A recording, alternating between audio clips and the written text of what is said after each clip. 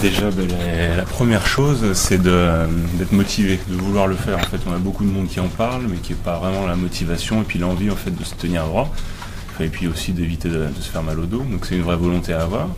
Et la deuxième chose que je vous conseille, c'est que tout ce qu'on va voir là pendant le live, d'essayer de l'appliquer un petit peu chez vous, si vous n'êtes pas chez vous, d'attendre peut-être d'être au travail tout à l'heure ou ce soir à la maison.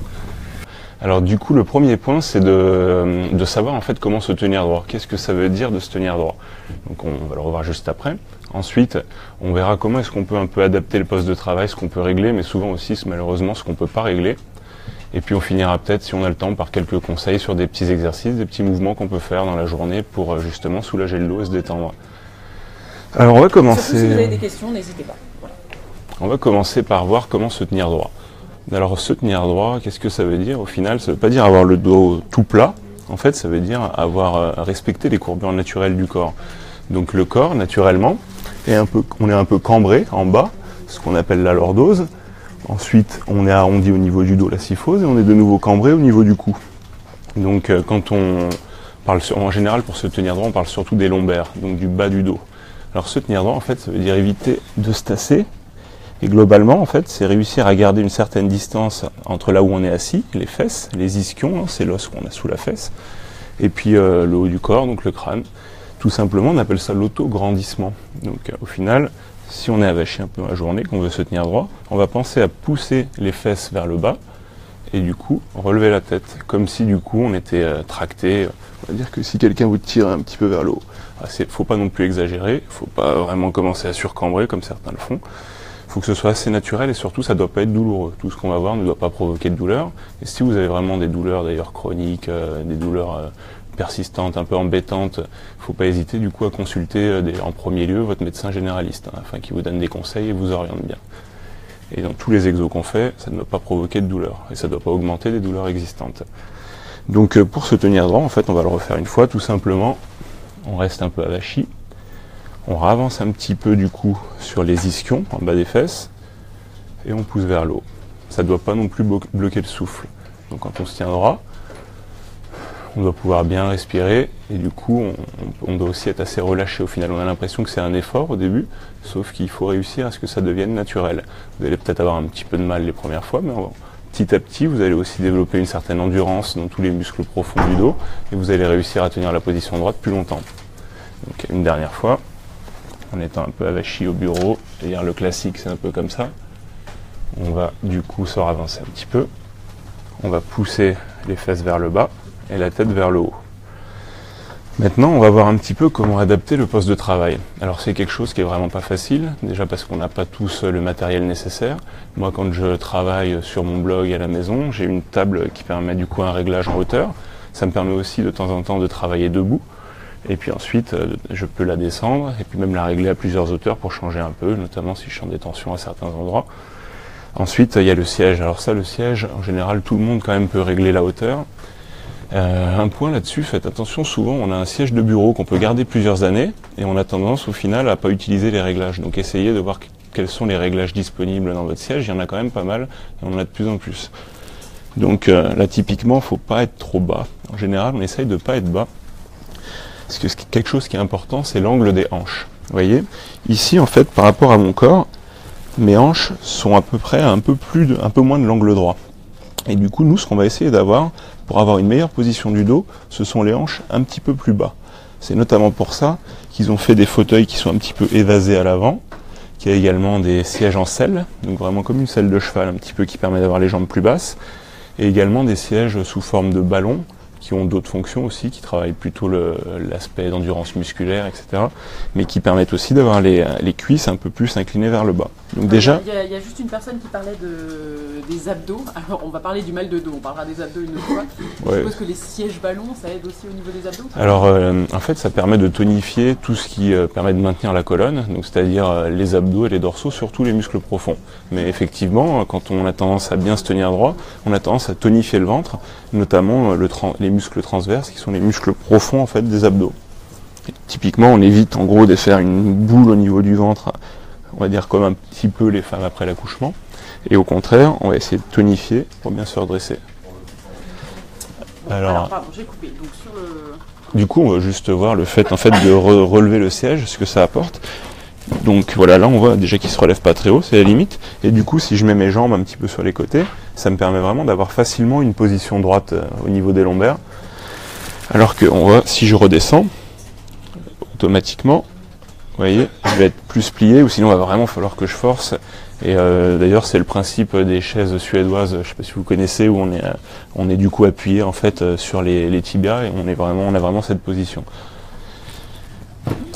Du coup, alors se tenir droit, ça peut fatiguer aussi, comme on l'a vu, il y a quand même un travail musculaire, surtout si on n'est pas habitué au début, donc si ça commence à provoquer trop d'inconfort, ça arrivera peut-être au bout de 5 ou 10 minutes au début si vous n'êtes pas habitué, il faut alterner les positions. Donc alterner les positions, ça peut être se mettre bien au fond du fauteuil. Et du coup, alors sur ce point-là, récemment, il y a eu des petits débats sur le fait d'avoir les fauteuils en fait qui s'inclinent en arrière. Quand on est incliné en arrière, du coup, on a ce fameux angle, on l'a même plus facilement. Mais du coup, après, il faut aussi faire attention au niveau du cou. Là. Regardez, par exemple, j'ai pas de soutien pour la tête, donc ça va aussi me faire travailler plus le cou. Et puis, il faut que le poste de travail soit adapté. Typiquement, là, ça va, ça passe en dessous, mais des fois, on a les accoudoirs qui tapent dans le bureau, on peut pas se ravancer. Donc, c'est vraiment beaucoup de choses à voir.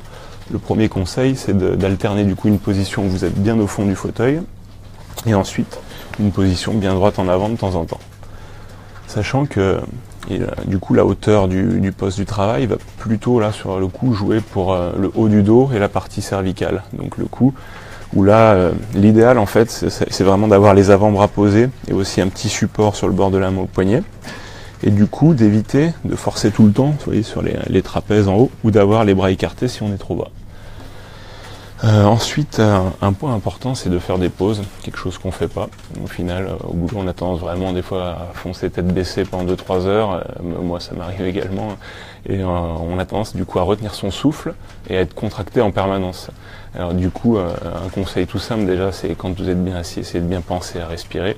Ne bloquez pas votre souffle. Et d'ailleurs, vous verrez que souvent, quand on a tendance à retenir son souffle, on manque de concentration, on est aussi moins efficace au travail. Donc c'est pas en prenant 45 secondes de pause toutes les 45 minutes que vous allez perdre en productivité ou je ne sais quoi. Donc ça vaut vraiment le coup de le faire. Et sachant que pendant ces pauses, vous pouvez déjà bien respirer, vous relâcher. Vous pouvez aussi vous lever et puis aller marcher. On a vu que dans certains sièges de boîte, surtout américaines, ils ont installé des petits tapis de marche qui permettent de faire un peu... C'est pas vraiment du sport en fait, parce qu'on marche très lentement, mais ça permet au moins de changer de position. Mais c'est pareil, il y a du pour, il y a du contre. On peut toujours remarquer que ça permet de changer de position, et puis ça dynamise aussi peut-être un peu l'espace de travail.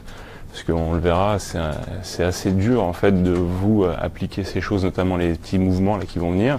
Si vous êtes le seul sur votre open space à le faire, que vous n'avez aucun collègue qui fait pareil, ou même que la direction ne comprend pas et se moque de vous quand elle vous va faire 2-3 exercices. Donc on va voir 2-3 mouvements. Alors il y a quelques questions. Il y a quelqu'un qui dit, quand on a plusieurs écrans, comment est-ce qu'on peut faire pour éviter d'avoir mal à la nuque quand on regarde un écran ou l'autre? Alors ça, c'est pas évident. Une des solutions que j'ai vues en pratique, c'est du coup d'avoir une entrée de bureau qui est un peu évasée, du coup en circulaire. Comme ça permet à chaque fois de pouvoir tourner pour se mettre face à l'écran. Alors évidemment, si on change tout le temps, c'est pas facile. Faut voir, moi personnellement, je travaille sur 2 écrans. J'ai mon écran principal qui est le plus grand écran. En général, ne prenez pas le plus petit en principal, sur lequel je travaille. Et puis j'ai un peu, on va dire, mon planning, mes mails, etc. sur un petit écran sur le côté. Le top serait peut-être été même que ce soit là. Ou s'il y en a vraiment 2 que vous pouvez pas faire autrement, à la limite peut-être de les centrer si vous travaillez autant sur les 2. Mais c'est une question qui n'est pas évidente parce que aussi le clavier ne va pas bouger. Donc si vous bougez tout votre poste de travail, il faudrait aussi bouger le clavier, la souris, etc. Très bien. Et au niveau juste une question, au niveau de l'écran, est-ce qu'il ne faut pas le monter également de temps en temps? Alors, ça c'est plus pour la zone cervicale, le cou. Logiquement, on conseille d'avoir à peu près l'écran en face du regard. Vous voyez, là j'ai pas fait exprès, c'est de la chance, mais c'est pas mal. Ça tombe pile en face du regard. Et on considère du coup en face du regard jusqu'à 30 degrés en dessous. Évitez d'avoir l'écran trop haut, donc notamment si vous êtes vraiment assis bas, vous allez, si j'exagère, être comme ça. Et là c'est le cou qui peut prendre un petit peu, enfin, un petit peu même beaucoup.